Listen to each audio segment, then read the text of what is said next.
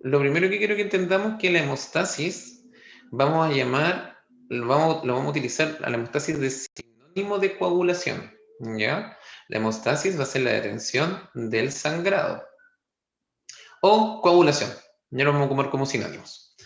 Entonces, lo que yo también les comenté a sus compañeros es que es un balance complejo de una serie de eventos químicos. ¿Con qué objetivo? Con el objetivo de coagular cuando es necesario, o sea, cuando hay una ruptura de un vaso sanguíneo, y prevenir, ¿no es cierto?, la coagulación cuando esta no es necesaria. ¿Ya?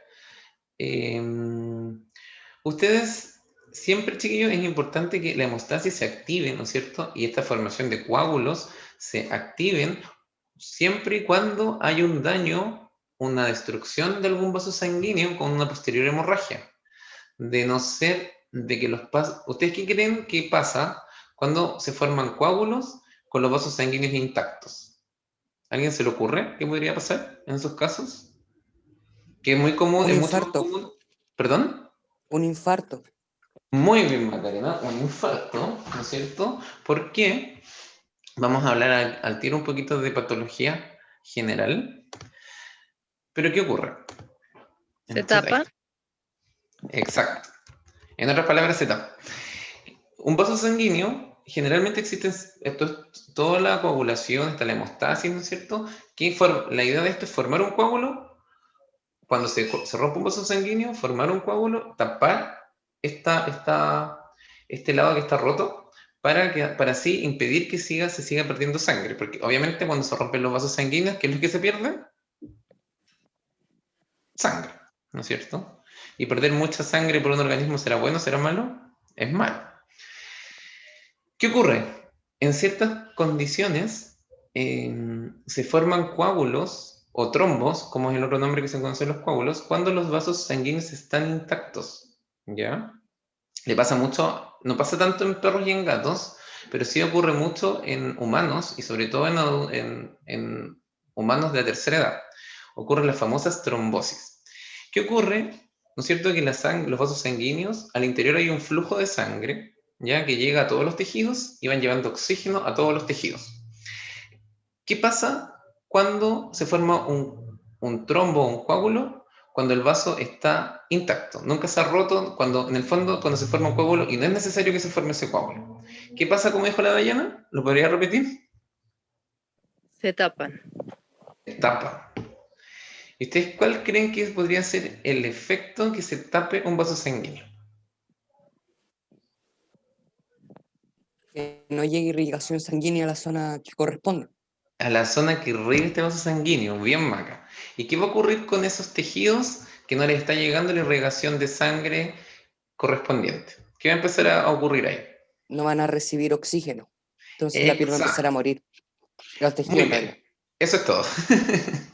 Esa es toda la explicación. Entonces, cuando un vaso sanguíneo está intacto y no se ha roto, ¿ya? Y se forman coágulos, generalmente ese vaso sanguíneo se va a tapar, ¿ya? ¿Qué va a ocurrir si un vaso sanguíneo se tapa? Es como cuando una manguera se tapa, ¿no es cierto? Espérenme. ¿Aló? ¿Aló? ¿Cómo está ahí? Y el pibe no está. Sí, sí, sí, lo guardé, lo guardé. En el mueble abajo.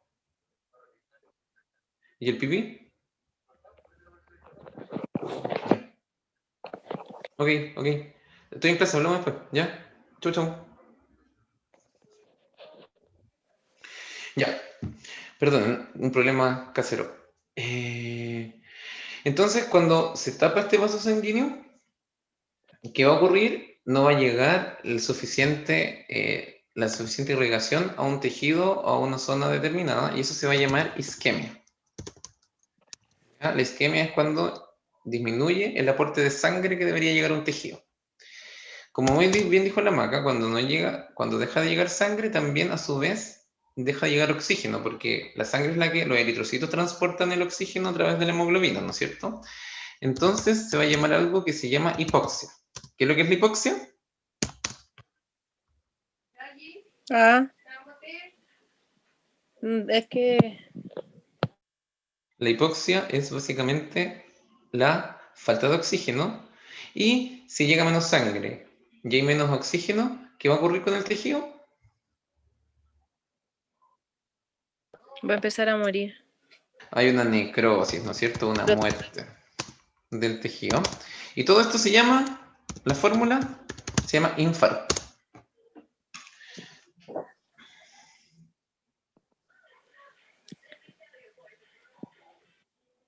¿Ya? Entonces, así funciona más o menos Profe, ¿qué era la isquemia? La isquemia es cuando se interrumpe el flujo de sangre normal. ¿Ya? Cuando llega menos sangre de la que debería llegar.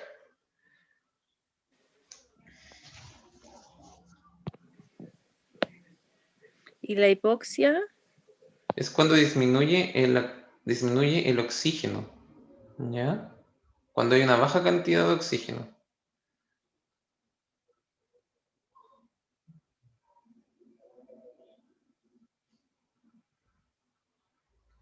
¿Y tú entiendes lo que es necrosis?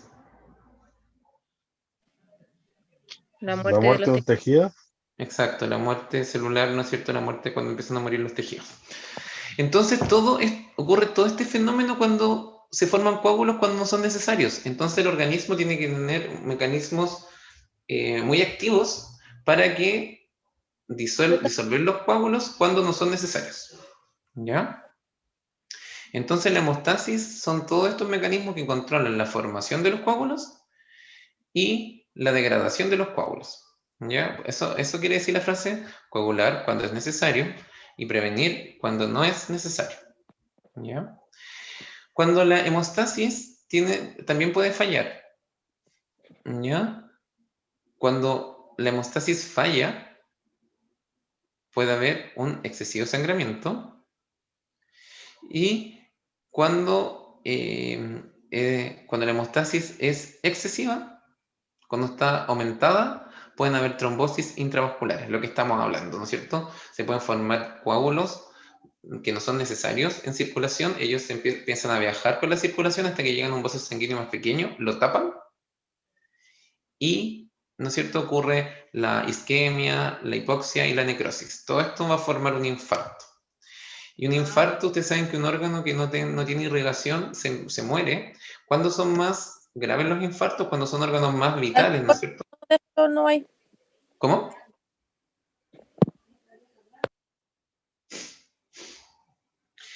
Entonces, generalmente los infartos son más severos cuando, ¿no es cierto?, se tapan arterias que van irrigando, por ejemplo, tejidos importantes como el cerebro o tejidos importantes como el corazón, ¿no es cierto? Entonces ahí vienen los infartos cardíacos.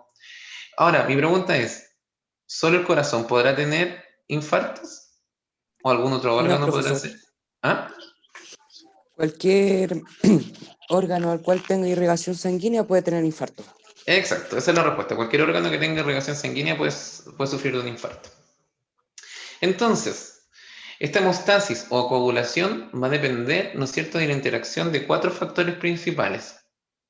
De las plaquetas, de los factores de la coagulación, de la fibrinolisis y de los vasos sanguíneos. ¿Ya? Entonces, los principales componentes de la hemostasis son, acá tenemos un vaso sanguíneo que está roto, que sufrió una injuria, ¿ya? Lo primero que ocurre, ¿cómo el organismo se da cuenta que esto está roto? Básicamente porque acá, entre las células del endotelio, que son estas células que tapizan el vaso sanguíneo por dentro, existe una proteína estructural que se llama colágeno. El colágeno tiene que estar acá guardadito entre estas células de la pared del vaso sanguíneo. Cuando este se rompe, imagínense, yo siempre doy este ejemplo para esta clase, imagínense que ustedes se cortan un dedo, ¿ya? Si ustedes se cortan un dedo, empiezan a sangrar, imagínense que acá pasó un cuchillo, se cortaron estos vasos sanguíneos que iban a la piel. Justo como se corta este endotelio, esta pared del vaso sanguíneo, por eso sangra, este colágeno que estaba escondido acá entre las células del endotelio, se expone a la sangre. Entonces es la primera señal para que inicie todo el proceso de coagulación y de hemostasis primaria. ¿Qué es lo que ocurre primero? Ocurre una vasoconstricción. ¿Ya? Ocurre una vasoconstricción. ¿Qué es lo que es una vasoconstricción? ¿Alguien sabe? ¿Del vaso que está dañado? Que el vaso se aprieta. Exacto. En palabras simples, una vasoconstricción es cuando el vaso sanguíneo se está. ¿Y una vasodilatación qué será? Cuando el vaso sanguíneo se agranda. Claro, es lo contrario, ¿no es cierto? Vasodilatación, vasoconstricción. Entonces, ocurre una vasoconstricción, ¿ya? Después ocurre una activación, y una vez que el vaso está con vasoconstricción, o vaso construido, se empiezan a llegar acá unas células que son las encargadas de la coagulación, que son las plaquetas. Estas estrellas blancas que están acá, es cómo se representa una plaqueta. Cuando aparecen las plaquetas en el lugar del daño, se activan cosas como el factor de von Willebrand y el fibrinógeno. ¿Ya? Vienen todas estas, se acumulan en el sitio de la lesión y forman el tapón plaquetario primario. ¿Ya? Y aquí termina la hemostasis primaria, la primera parte. Yo les comento algo. ¿Alguien se ha cortado el dedo cocinando o pelando una fruta? ¿Alguien se ha cortado un dedo? Me imagino, todo el mundo, ¿no? Yo sí. ¿Sí? Sí, me pusieron 5 puntos. Ah, pero que fue muy grande, yo estoy hablando un poquito. Bueno, han pasado, no sé si cortes tan grandes como los de la Dayana, pero cortes más chiquititos que uno se corta el dedo, empieza a sangrar, y uno, ¿qué es lo que hace generalmente? Uno ese dedo dejó de sangrar y uno lo moja, lo mete en la llave del lavaplato, y ¿qué es lo que hace? Vuelve a sangrar inmediatamente, ¿no? No sé si se han cortado, ha parado, al pocos minutos ha parado, y ustedes vuelven a mojar el dedo y eso se vuelve a abrir. Sí, profe. Eso ocurre porque cuando tú tienes una injuria, lastimas un vaso sanguíneo, se forma, ¿no es cierto? Vienen las plaquetas, hay una vasoconstricción de estos vasos sanguíneos, hay una activación y una agregación de las plaquetas, y se forma el tapón plaquetario primario. Pero este tapón plaquetario primario es, como su nombre lo dice, es lo primero que se forma. Y al formarse mucho más rápido, ¿no es cierto? Tiene dos cualidades, que es reversible, o sea que no es el tapón definitivo, y es soluble en agua. Entonces, ¿qué quiere decir? Que este es como lo primero que se pone, las plaquetas se van montando una arriba de otra, ¿no es cierto? Para detener como sea el sangrado, la salida de la sangre, pero no es el tapón definitivo, por eso se llama primario plaquetario, ¿no es cierto? Porque no es la solución definitiva. ¿Cuál va a ser la solución definitiva? Va a ser este coágulo que se forma, ¿no es cierto? Luego cuando transcurre más tiempo, y es el tapón definitivo o tapón plaquetario secundario, y este está reforzado con una malla, una verdadera malla, que es una malla de fibrina, y esta está dada cuando actúan los factores de la coagulación. ¿Ya? Entonces, estas son las dos primeras etapas de la coagulación: hemostasis primaria y hemostasis secundaria. Entonces, la hemostasis primaria, la primera parte, la parte más rápida, cuando hay un sangrado, ¿quiénes van a actuar? Van a actuar la pared vascular y las plaquetas. ¿Cuál es el resultado final de la hemostasis primaria? El tapón primario, ¿no es cierto? Tapón temporal. Es suficiente para vasos pequeños. Para vasos pequeños anda súper bien, no se necesita tampoco, a lo mejor, ni que se active la cascada de la coagulación. Pero, cuando ya son vasos más grandes, necesitamos que entre a actuar la hemostasis secundaria.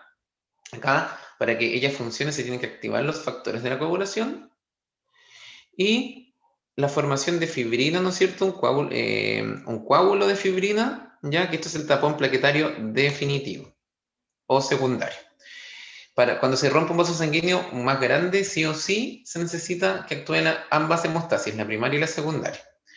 Finalmente, con lo que habíamos hablado al principio, cuando ocurre esta formación de este coágulo, el definitivo, ¿no es cierto?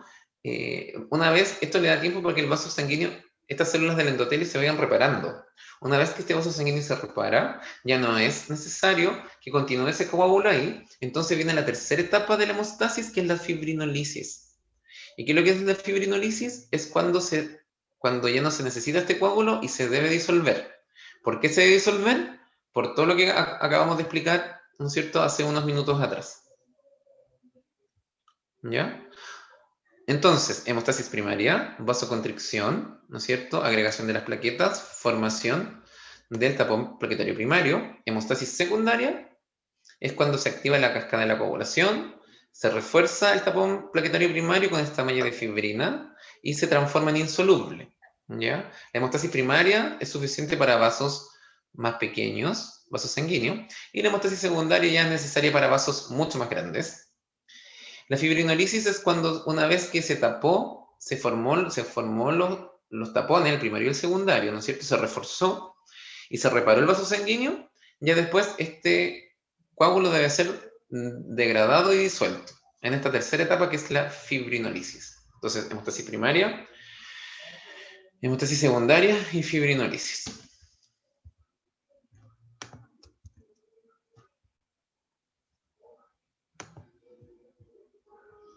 Entonces, la hemostasis primaria van a participar los vasos sanguíneos y las plaquetas.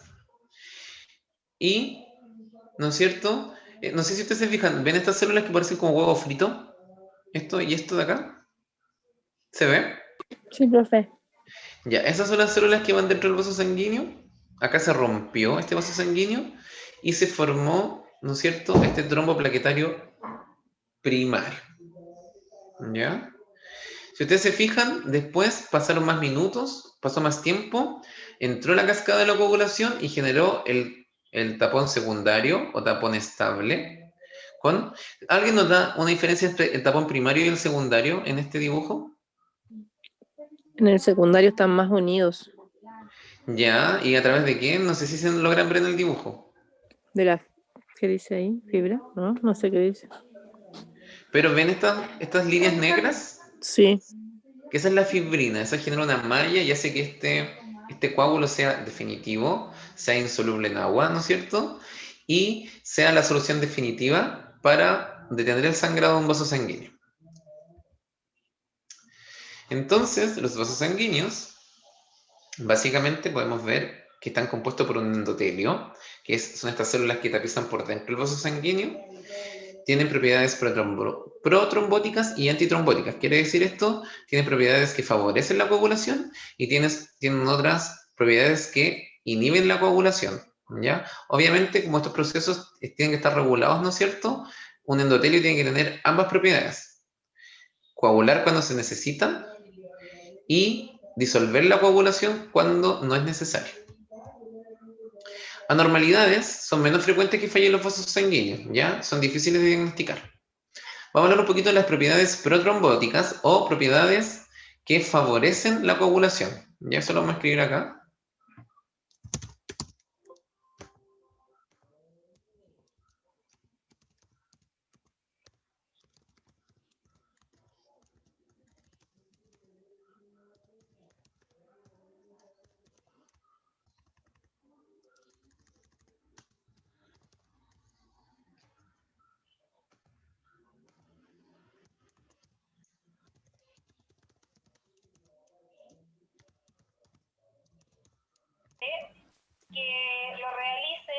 No sé si se logra leer ahí. Protrombótica significa que favorece la coagulación. Y antitrombótica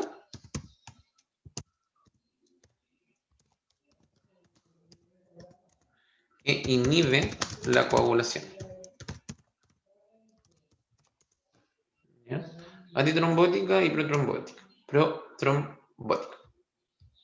Entonces, propiedades protrombóticas que favorecen la coagulación.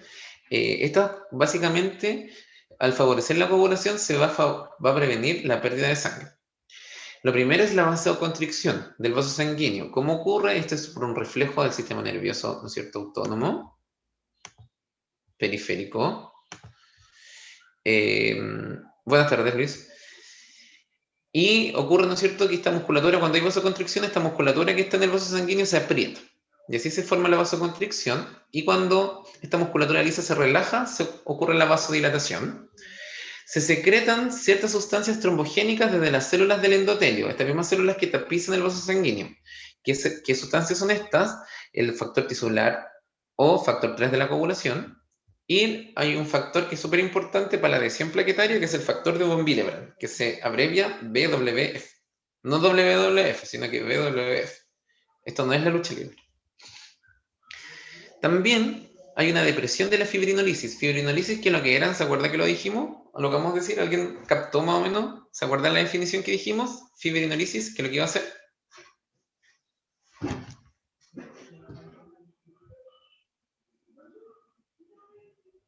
Es la degradación del coágulo. Entonces, si yo tengo algo que degrada mi coágulo y yo quiero que eso coagule, tengo que inhibir la fibrinolisis, ¿no es cierto? Para que ocurra la coagulación. Entonces, se inhibe el factor activador del plasminógeno, que lo que es el plasminógeno lo vamos a ver más adelante. Ahí lo van a entender qué significa esta frase. Por otro lado, tenemos propiedades antitrombóticas o propiedades anticoagulantes, ¿ya? Hay ciertos efectos antiplaquetarios que previenen el contacto de las plaquetas entre sí y los factores de la coagulación con el colágeno del subendotelio, ¿ya? Por ejemplo, hay factores que inhiben el factor de von Willebrand. Otro efecto antiplaquetario es que los vasos sanguíneos, el endotelio tiene carga negativa y las plaquetas en su membrana plasmática también tienen carga negativa. Entonces, en normalidad, ¿qué ocurre con el vaso sanguíneo y la plaqueta si ambos tienen carga negativa? ¿Qué pasa con las cargas iguales? Eléctricamente. Se repelen. Repelen, ¿no es cierto? Bien. Generalmente cuando el vaso sanguíneo se rompe, pierde esa carga negativa, entonces las plaquetas se unen al tiro al lugar donde está lesionado. También, propiedades, ¿no es cierto?, como anticoagulantes, por así decirlo, o antitrombóticas, tenemos la vasodilatación. Ya dijimos que la vasodilatación era todo lo contrario a vasoconstricción, y tenemos acá ciertas sustancias, como las prostaciclinas, ya que permiten la relajación vascular, y previenen que la adhesión y la activación de las plaquetas. Generalmente las plaquetas, entre más juntas están, y más cerca del lugar de donde está lastimado el vaso sanguíneo, se activan. Entonces, ¿qué es lo que hace esto? Hay una vasodilatación para que anden más libremente por la sangre y no se tengan que juntar y activar. El óxido nítrico es un potente vasodilatador, ¿no es cierto?, que existe en el organismo, inhibe por lo mismo la agregación plaquetaria. O sea, podríamos decir que todo lo que haga que las plaquetas se junten va a favorecer la coagulación, y todo lo que haga que las plaquetas anden circulando por la sangre más libre, sin toparse con los vasos sanguíneos ni con otras plaquetas, va a favorecer, ¿no es cierto? Va, en el fondo, no que favorecer, sino que va a inhibir la coagulación, ¿ya? Entonces, vasoconstricción va a favorecer la coagulación y vasodilatación va a inhibir la coagulación. Otros efectos anticoagulantes lo tiene la trombomodulina, que retira trombina, ¿no es cierto?, y activa la proteína C. Básicamente esa proteína es necesaria para que se active el factor 5 y 8. Esto después lo vamos a entender más adelante en la clase de hemostasis secundaria. Esto solamente quiero que conozcan que hay ciertas sustancias que favorecen la coagulación y hay otras sustancias que la inhiben. El heparansulfato potencia la antitrombina 3, otro anticoagulante natural que tiene el organismo, y el activador del plasminógeno tisular elimina, ¿no es cierto? El plasminógeno tisular es lo que se va a transformar en plasmina y es lo que va a degradar el coágulo. Entonces, por eso, si nosotros vamos eliminando el plasminógeno, vamos activando el plasminógeno, ¿no es cierto?, vamos a favorecer la degradación del coágulo y por eso, ¿no es cierto?, tiene propiedades anticoagulantes. Vamos a hablar entonces de la formación de las células que son encargadas de todo este proceso, ¿no es cierto? Hemos visto cómo se forman en la médula ósea los eritrocitos, la serie roja, los leucocitos, la serie blanca, pero nos faltaban las plaquetas. Así que, como todo lo que hemos hablado de estas 3 clases de hematología, ¿dónde nacen las células de la sangre? ¿En qué parte anatómica dijimos que nacían? En la médula. En la médula ósea, ¿no es cierto? Las plaquetas también nacen en la médula ósea. ¿De qué precursor saldrán? ¿De la célula madre mieloide o de la célula madre linfoide? No, pues Diana, estamos hablando de las plaquetas. Mieloide. Mieloide, acuérdense que todas nacen de la mieloide, menos los linfocitos. Que los linfocitos nacen exclusivamente de la célula madre linfoide. Todo el resto es como, ahí esa pregunta es, es como para no perder nunca, ¿no es cierto? Se vaya a la segura.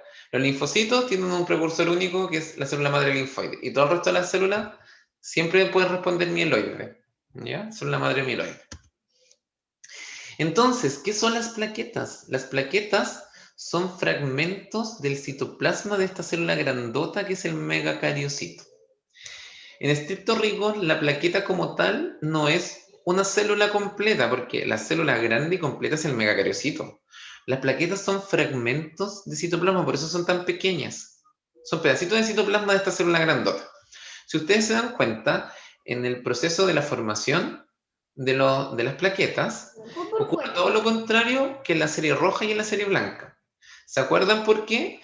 Porque en la serie roja y en la serie blanca los precursores eran grandes, ¿no es cierto? Entre más madura era más grande la célula, a medida que iba madurando, iba disminuyendo de tamaño, iba perdiendo el núcleo se iba achicando, iba perdiendo citoplasma, etcétera, etcétera. En cambio, miren lo que pasa con los blastos y con los precursores de las plaquetas. El megacaroblasto es grande, el megacariocito es más grande, el megacariocito con gránulos es aún más grande y hasta que termina esta célula gigante que es el megacariocito. ¿Ya? Y esta célula grande, que es el megacariocito, es el que libera plaquetas. Entonces, como dije, las plaquetas se caracterizan porque liberan, ¿no es cierto? Porque son más que una célula en sí, son fragmentos del citoplasma de los megacariocitos. En médula está todo hasta acá. Ya, de ahí las plaquetas salen solitas a circulación. Ya, los megacariocitos no salen a circulación, ellos se quedan en la médula. ¿Se acuerdan que en todas las otras células de la sangre, primero teníamos un precursor que era grande, inmaduro, basófilo, iba disminuyendo de tamaño, y una vez que era más pequeño y estaba maduro, salía a circulación, ¿no es cierto? ¿Se acuerdan un poquito de eso? De la hematopoiesis de las otras series sanguíneas, de las otras series sanguíneas. Con esto ocurre todo lo contrario, como les dije, a medida que va madurando, va creciendo, y al final el megacariocito no es el que anda en circulación normalmente, sino el que andan son las plaquetas. Son pedacitos de su citoplasma. ¿Queda claro esto? ¿La trombopoiesis? Profe, ¿Sí? entonces las plaquetas serían como cuando uno hace papa y ocupa la cáscara como chips. Claro, serían así como pedacitos del citoplasma. Claro, no serían así como una célula como tal, como un leucocito que es una célula, un eritrocito es una célula también completita. No, las plaquetas son pedacitos de otra célula gigante. ¿Ya? Por eso generalmente no tienen núcleo. Entonces las plaquetas, esto es un megacariocito en médula, acá también esto es médula ósea. Hay 1, 2, 3, 4 megacariocitos, son células gigantes. Acá se ve una circulación, que es raro de verlo, pero ahí está, y está lleno de plaquetas, ¿no es cierto?, alrededor. El megacariocito es el que va a liberar las plaquetas. Profe, consulta, ¿el megacariocito tiene alguna otra función que no sea liberar plaquetas? No, esa es su función, liberar plaquetas. ¿No? Por lo menos hematológicamente esa es su principal función. Profe, consulta. ¿Sí? Las plaquetas que no tienen el núcleo, ¿cierto? Escucho muy despacio a Luis. No sé si el resto lo escucha bien. ¿Las plaquetas no tienen el núcleo? No, eventualmente no tienen núcleo. Y vamos a ver la forma de las plaquetas. Espérenme un poquito. Entonces, las plaquetas, ¿cuál es su función? Formar el tapón primario. Se adhieren a la lesión y se adhieren entre ellas. Temporalmente sellan la lesión, ¿ya? Porque el trombo plaquetario primario es reversible. ¿Qué es lo que tienen que esperar las plaquetas? A que venga la cascada de la coagulación, se activen los factores y formen esta malla de fibrina. ¿Ya? Eso es importante.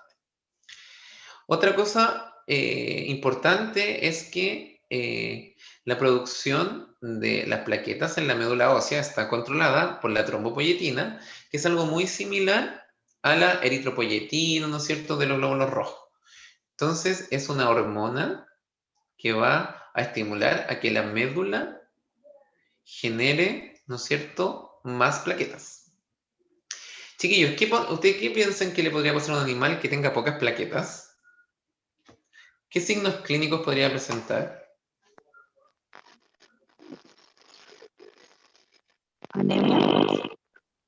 Anemia secundariamente sí, pero no es lo primero. ¿Mucosas pálidas? ¿Por una anemia? O sea, no, pues está hablando por lo de las plaquetas. No, nada que ver. Sí, secundariamente, pero las mucosas pálidas son por deshidratación severa, por anemia. Pero pasaría otra cosa. ¿Qué pasa si un perro, un gato o una persona tienen pocas plaquetas? ¿Para qué sirven las plaquetas? Todo lo que ¿Leucemia? hemos conversado. ¿Leucemia?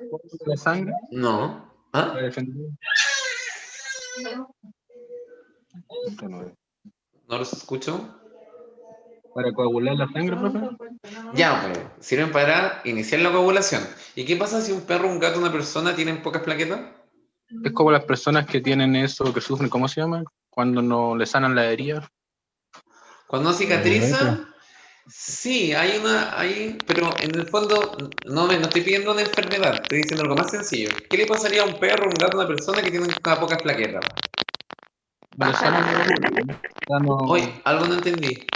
Alguien como, no sé si es mi micrófono o el micrófono de la persona que está hablando. Yo escucho un chicharreo.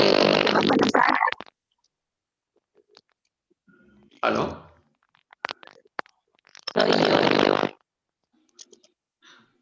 ¿También escuchan chicharreo o soy yo, no? No es la Beatriz, para ser honesto, la Beatriz Parece que con... era, no sé si era su señal o su micrófono estaba un poquito malo. Es la Beatriz, para ser honesto, se escucha ese chicharreo. O que escriba, po. No coagularía, ¿no? ¿Ah? ¿No coagularía la sangre? Ya, ¿y qué pasaría de ese animal? ¿Cómo se presentaría si no coagula normalmente?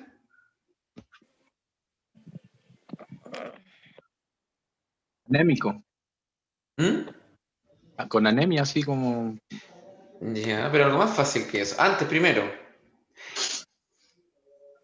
Sí, Que, pero ah, estamos claros que estaría anémico, pero primero, ¿por qué estaría anémico? porque no, o sea, no cerraría la herida, pues seguiría sangrando, ¿no? Eso, son animales que sangran espontáneamente, sin ser lesionados, sin estar atropellados, etcétera, etcétera, etcétera. Eso ocurre cuando hay bajas de plaquetas, generalmente puede haber epistaxis, que es sangrado por nariz, puede presentarse la orina con sangre hematuria, o pueden haber, ¿no es cierto?, lesiones en las mucosas orales, como puntitos bien chiquititos rojitos que se llaman, lo vieron, en semiología lo tienen que haber visto ya. Estas microhemorragias, esos puntitos ¿Petequias? rojitos, ¿cómo? ¿Petequias? Petequias, Dayana. Muy bien, las petequias. Pues. Todos esos indicios son de que las plaquetas están bajas, ¿ya? Entonces, generalmente en la médula ósea hay dos señales que le dicen que que tiene que hacer más plaquetas, ¿no es cierto? Cuando estas plaquetas su tamaño es muy pequeñito o cuando ya hay demasiado pocas. ¿Cuánto vive una plaqueta en circulación? Ahí dice una semana aproximado. 7 días, ¿no es cierto? Una semana prox. Eso es lo que vive una plaqueta y después muere la plaqueta y necesita ser reemplazada, ¿no es cierto?, por plaquetas nuevas.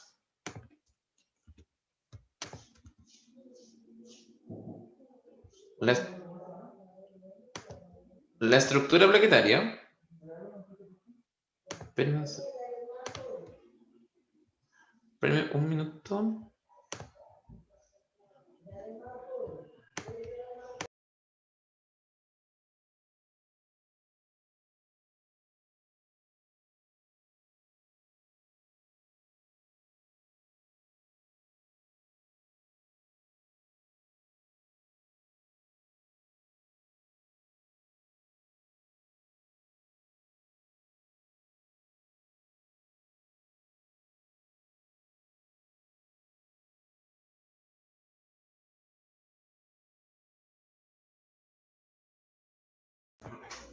Ya, chicos. Disculpen, ahora vamos a continuar. Ya, entonces, esos fenómenos ocurren. Oh, no sé si compartí. No función. Compartí. El profe está compartiendo. ¿Sí? ¿Me escuchan? Ya. Entonces, las plaquetas en su interior tienen, ¿no es cierto?, una estructura, básicamente tienen algunos organelos y tienen una membrana, básicamente que es parte de la membrana de lo que era el megacariocito, y tienen 3 gránulos en su interior, gránulos alfa, gránulos densos y gránulos lisosomales. Los 3 gránulos tienen propiedades que favorecen la coagulación. Por ejemplo, los gránulos alfa tienen fibrinógeno, que es de donde va a salir la fibrina. Tienen factor de von Willebrand, que es el que ayuda a unir el colágeno expuesto con la plaqueta. Los gránulos densos tienen calcio, ADP y ATP. ¿Se acuerdan lo que era el calcio que yo les dije cuando lo vimos el semestre pasado? Yo les dije, chiquillos, el calcio nos va a ayudar a la coagulación, ¿no es cierto? Es un factor más de la coagulación. Y el calcio ayuda a varias partes en la cascada, que lo vamos a ver la próxima clase. Entonces, es primordial el calcio para la coagulación y las plaquetas en sus gránulos tienen calcio. Entonces, ya que conocemos las plaquetas, ahora cómo se forman, cómo actúan, ahora vamos a ver cómo ellas se comportan en el momento cuando hay una ruptura y son necesarias. Ellas tienen, ¿no es cierto?, estas 5 etapas por la cual, ¿no es cierto?, a través de las cuales ellas van a formar el tapón primario y van a detener un sangrado. La adhesión, el cambio de forma, liberación, reclutamiento y agregación. En ese orden siempre. Primero se adhieren, después cambian su forma, liberan los gránulos que acabamos de ver, reclutan más plaquetas y después todas se juntan, se aglomeran y forman este tapón plaquetario primario. ¿Alguna duda hasta acá, chiquillos? El profesor dijo que los gránulos alfa, los densos y los Lisosomales. ¿favorecen qué?